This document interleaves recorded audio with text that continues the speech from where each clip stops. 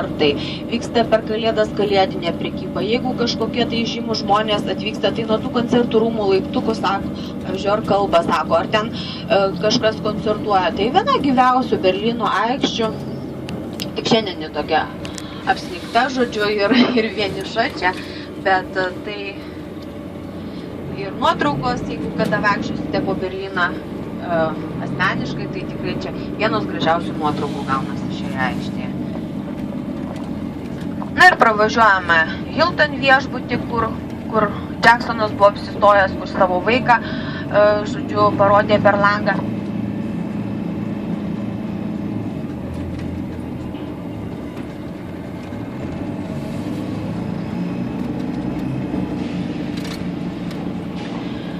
Taip, toliau mes vėl važiuojame iki Friedrich gatvės.